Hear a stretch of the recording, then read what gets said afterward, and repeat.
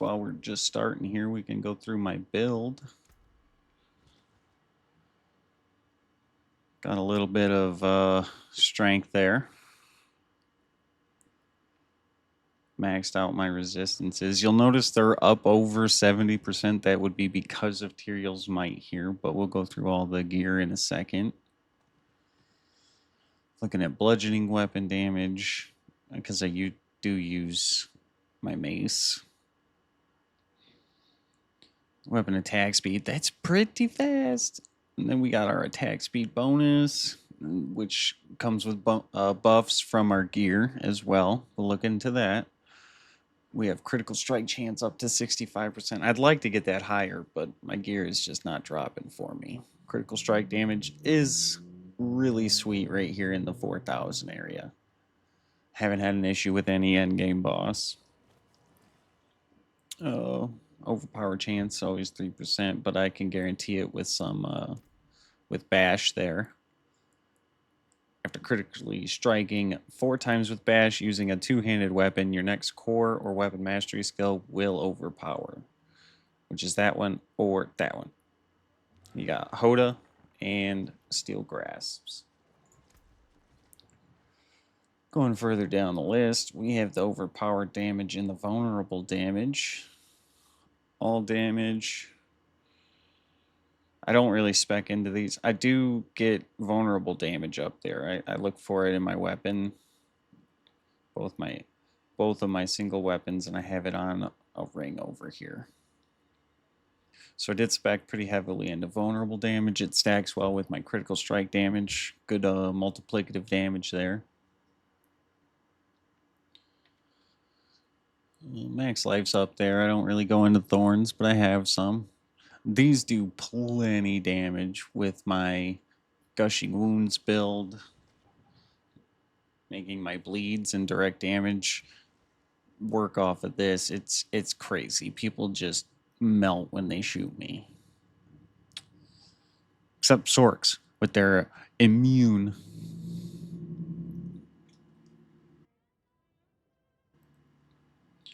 A little further down, we have maxed out armor. 31% damage reduction. You do want just damage reduction. This damage reduction from elites, damage reduction from vulnerable, closed. It's all good. Like, it helps in the main game, but this is your meat and potatoes for damage reduction.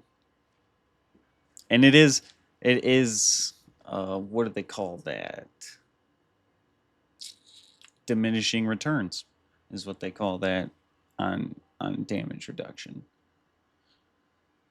So just keep that in mind with damage reduction.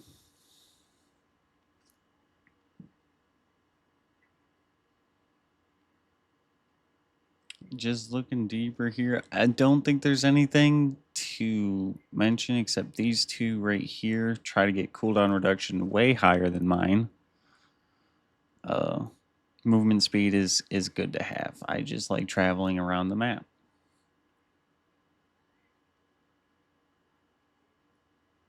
I don't PvP a lot, but when I do, this comes in handy too.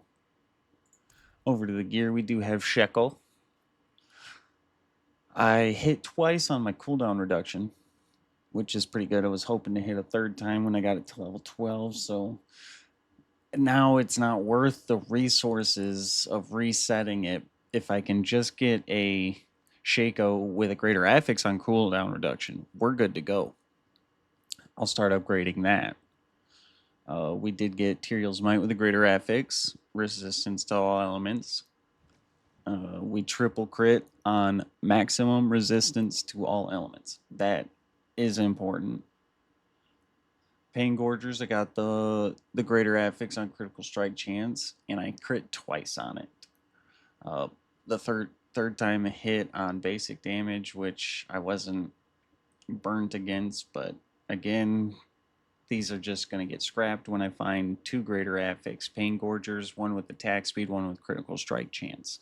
The other 2 stats don't matter too much to me, but I do like having a high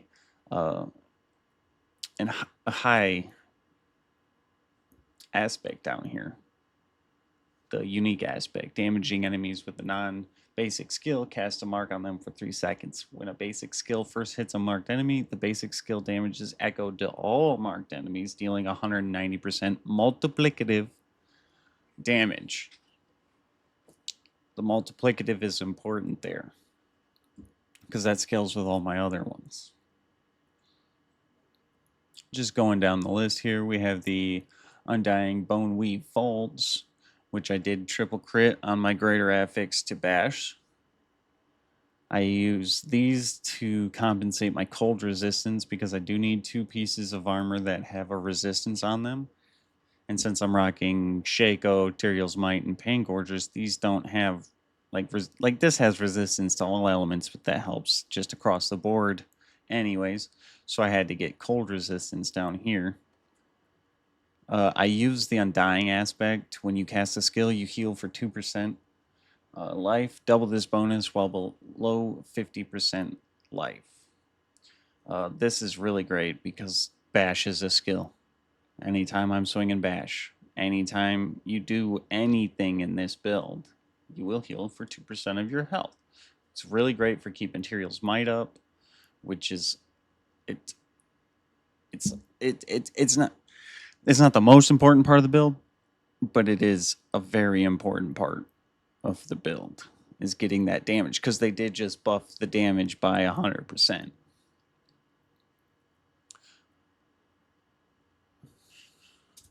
Oh, telling Battle Pants we're recording our first stream.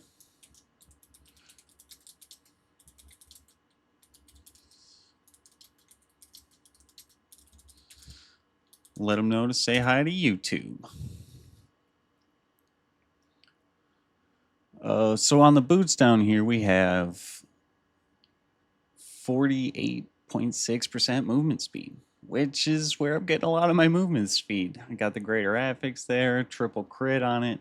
And then if you look lower, we have 13.1% movement speed tempered onto it. Could have been more. We have stun duration, and the shadow resistance I need is on these boots.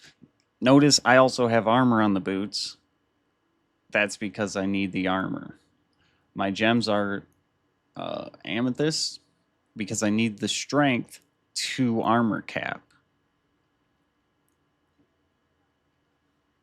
Looking down at my weapon here. Oh, we also got that chat back from Battle Pants. Also trying to find someone with mats for runs. Got 28 Stygian stones and not else. Ooh, what is the video about? Hey, YouTube peeps. Just showing the YouTube peeps my build.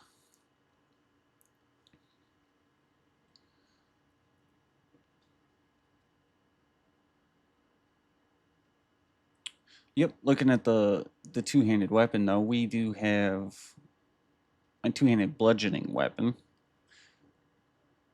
We were able to double crit on the bash cleaves for damage. Got it up to 380%, which is critical. I have the greater affix maximum life. This can be much better. I mean, just looking at my ranges here, it can be much better. We have critical strike damage from the sword, which plays into how I have 4,000 critical strike damage. We wanted to triple crit the master working onto the bash cleaves. I totally could have gotten more bash cleaves, but I'm out of tempers on this weapon, so luckily we hit what we wanted. You'll notice I have critical strike damage on every weapon except that one. But I have it on the rings. And I got that from my rogue. I followed Rob's advice, built a rogue, boom. Got the tempers so I could get critical strike damage. They're supposed to be fixing this in the next season. Sweet, it's awesome, but this is how we do it now. It costs a lot of money, a lot of time.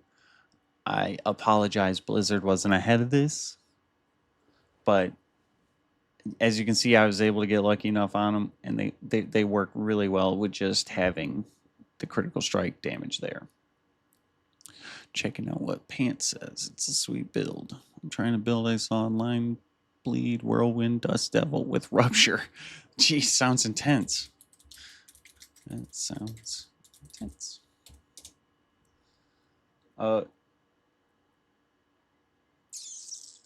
Yep. Okay, so we got the vulnerable damage, greater effics on that one. That one was the most important to get there. I needed to try to get my ratio of around 10 to 1 crit damage to vulnerable damage.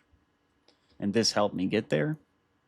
I'm hearing now that it's more of like an 8 to 1 or a 7 to 1 ratio, but that's why we now have crit strike gems in all of my weapons. Moving on to the other one-handed, I have maximum life, vulnerable damage, strength. We have double crit on the damage while berserking, and that was very important for this piece to my build. Because if we go over into damage while berserking, I am just under 300%, which 300% helps me with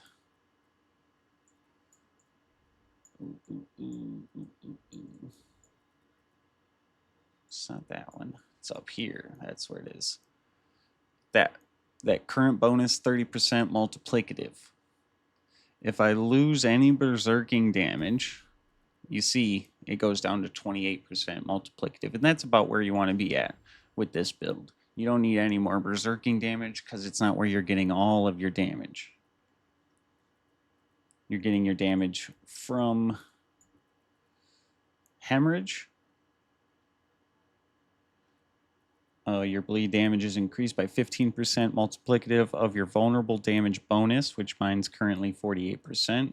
And then you also get a lot of your damage from gushing wounds.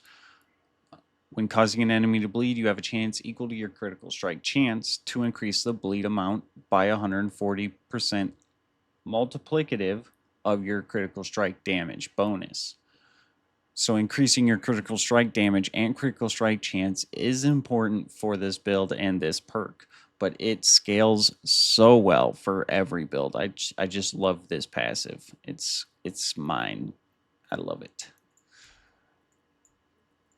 Not to say you can't use it. Don't be like that. I love it when we're all using really gross builds. It makes the game fun, and we can share gear. Going back to the gear, we do have Grandpapa, the Grandfather Uber, over here in the slashing weapon. I got the greater effics on damage, so I just rolled with it. You're supposed to go into maximum life with your masterworking because it scales way better than this damage, but I just wanted the damage. I'm losing a lot of damage with my melted heart and Tyraels. I could have legendaries there, and it'll be so much stronger as far as damage. I could pit push a little further. But I like this right here. Moving on to the ring, we had gotten 2. This was actually a 3 greater affix, but I got rid of the third one because I needed more crit chance. But we did hit the attack speed. Love it. Crit damage. Love it. We also have critical strike damage tempered onto it from the rogue. I went with Steel Grass cooldown because my Steel Grass spread my Pain Gorger's aspect to every enemy I pull in, making the first hit very strong on everybody. That first hit could berserk ripping, which whenever you deal direct damage while berserking, inflict 60% of the base damage dealt as bleeding damage. That bleeding damage can then multiply by 140 times 4,108. This is where my bleed damage starts to scale out of the park.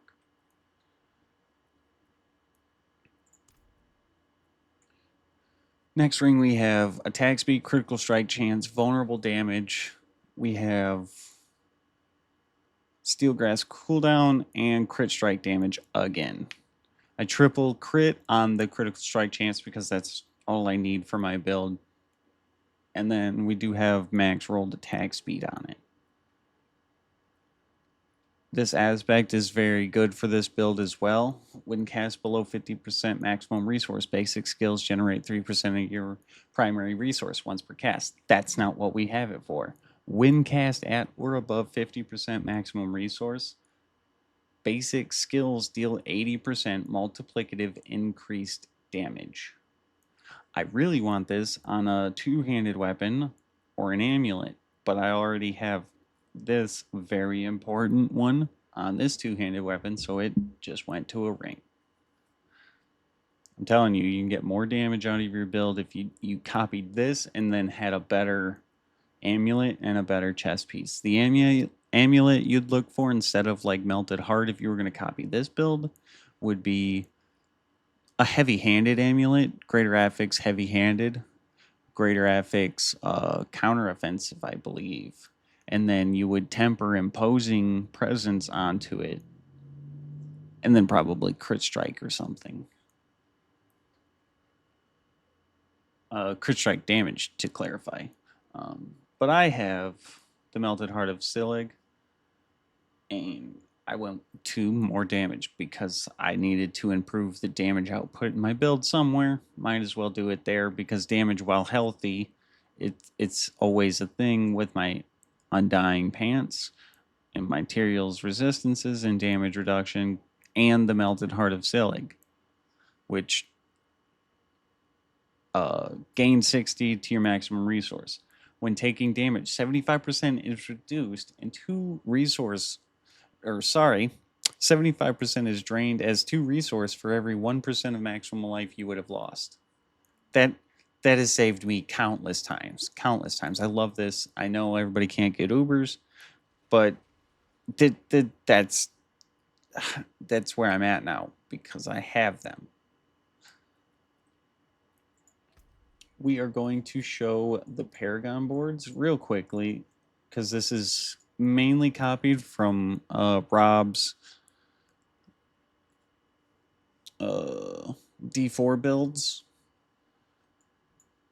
We go through, we grab these nodes. Mainly in every build I've seen us grab these nodes because we want the maximum life. Every time you hit one of these nodes, it's multiplicative. But we take this route up.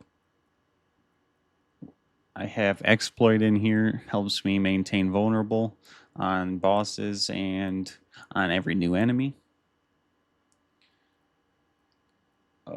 We avoid these unless you need the armor.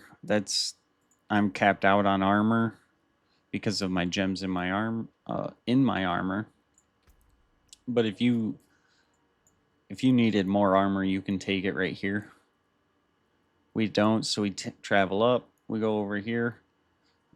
We throw in ire. While berserking, you take 10% reduced damage from elites, and you get for every 5 strength purchase within range, you deal 5.3% increased damage while berserking. That number is fluffed because I have it to level 21, the glyph, which I recommend you do with any glyph you're using. Take it to level 21. Don't stop at 15. And so that makes this give me a bunch of damage while berserking. This gives me a bunch of damage while berserking. And then any strength purchased within range gives me damage while berserking. Helps me get to that number. If I remove one of them, we come over here that I showed you earlier. We're already down to 29%. So we got to put that back in. This Paragon node is Warbringer. And I put ire in the Warbringer board. We move over to the next board, which is the Carnage board. We do buy Carnage on this one. I had to get more berserking, so I came this way. If you maxed out on berserking from your weapon, you can save these points. You don't need this. And where would you put them? I recommend you put them... Where was that spot? Fill up these two. And there was one more spot that had life. Yes, right here. You can come down through here, grab some life. Let me just show that real quick. If you didn't need these. Well, look at that. I guess you only got the one life there.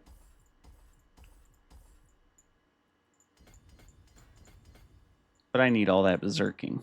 If you needed less berserking, you could take more points there, more points out of the ire glyph, because I don't need all the strength. I'm way over the bonus.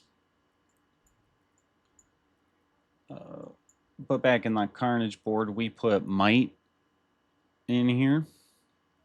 Grant 125% bonus to all magic nodes within range, and you deal 8% multiplicative increased damage while wielding two-handed weapons, which I am, always using my two-handed mace. Little brash, little fierce, these work well with the 125 bonus. Oh, the magic nodes though, it hits all these. My damage while berserking, I need that again. And Paragon boards, you probably shouldn't follow exactly. This Paragon board depends on your build. Now, like the paths to Carnage, mind you, pretty meta, not a lot of different routes to it. But, excuse me, but there are, like these three, don't need to be there. I like them for life. It adds on to my life. This board, moving from Carnage north though now, we're going to grab all of these, grab this. I needed more damage while berserking. This is where you get it in the Carnage board. Moving up, we're now in the Blood Rage board. Just make a straight path. I don't know the rotation on this, but again, this is pretty much copied from Rob's D4 Bash Bleed build. This glyph socket is martial, grants 125% bonus to all magic nodes within range, so we grab those up. Extra damage to bleeding, damage reduction from bleeding, and then we moved over and grabbed berserking and blood rage. We do want to grab this legendary node. Then we move over to our next Paragon board, which is Decimator. We're grabbing this legendary node as well. Each time you make an enemy vulnerable, your damage is increased by 10% for 5 seconds. Overpowering a vulnerable enemy grants an additional 10% multiplicative bonus for 5 seconds. We're going to move over to Glyph Socket here. We have Undaunted. For every 5 willpower purchased within range, you deal 7.9% increased damage while fortified. You gain up to 10% damage reduction the more fortify you have. Damage reduction while fortified just gets it beefy. Once you got those boards, we started moving from the Carnage board south here, and we enter in the Bonebreaker board, and you put the glyph up in the corner over here so you can grab it real quick. You don't go straight to it though, because we like to do this loop and grab all this critical strike damage up here. And it is critical strike damage because of the Wrath glyph. For every 5 dexterity purchased within range, you deal 14.9% increased critical strike damage. Skills that critically strike generate 3 fury. I don't need fury in my build, but it's nice to have. Keeps me full on furies so that my aspect of adaptability is always proccing. Moving back to the Decimator board. No, this is the Bonebreaker board, sorry. Moving back to the Bonebreaker board. Pretty much buy straight out of it so that we can get straight into the Hemorrhage board, which is very important. This is a level 100 Paragon board, and this node is bread and butter to the build. It really is. Without this, you're losing a lot of damage. So if you can cheat and get this earlier in your build, it'll help you, and then rework your Paragon when you get to level 100. I also do have all Lilith statues and all map rewards, so make sure you grab all those. Very, very worth it. There is 20 Paragon points just in maps alone.